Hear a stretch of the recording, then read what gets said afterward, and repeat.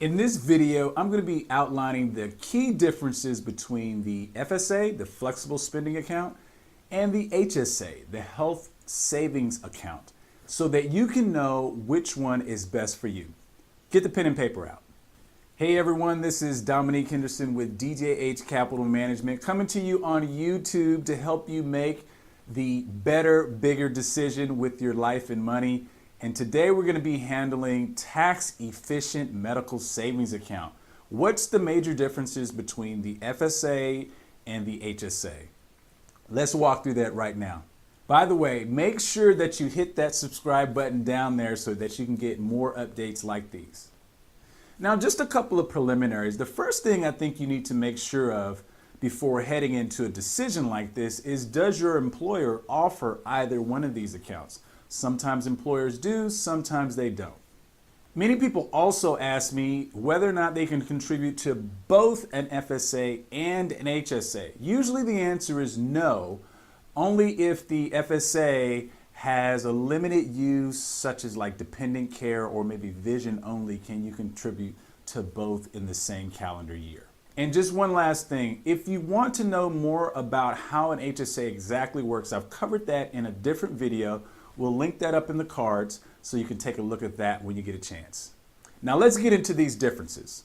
Difference number one, the HSA is compatible only with a high deductible health plan, an HDHP, whereas the FSA is not.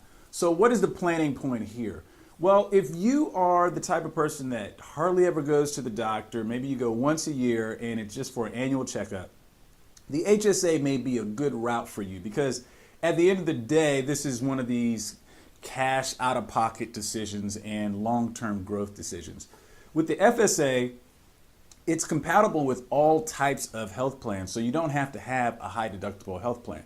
And a high deductible health plan just means that more money is coming out of your pocket before the insurance company kicks in.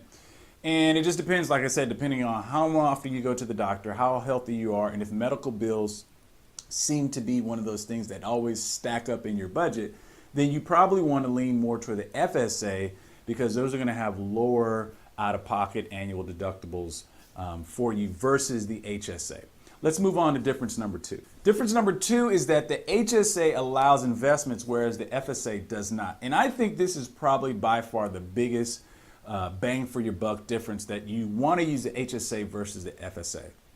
The FSA, although it allows you to contribute money before taxes, that reduces your overall tax liability for that particular year, just as the HSA does, that money sits in cash. And, you know, with just sitting in cash, you can't earn anything on it. Whereas the HSA is going to allow you to compound the money that you're putting in there, because you can invest it into stocks and bonds, in different types of mutual funds, especially after you get such a balance, usually about $2,000 or $2,500, you can start to let this money compound. Now, I've done another video on the miracle of compound interest, and I'll link that up in the cards also so you can take a look at that. But I think the HSA wins out here as far as a good pro, that you can take the money that you invest in your HSA and you can allow that to compound and grow faster, because you can use vehicles like mutual funds in order to invest that money that you put into the HSA. Let's look at difference number three.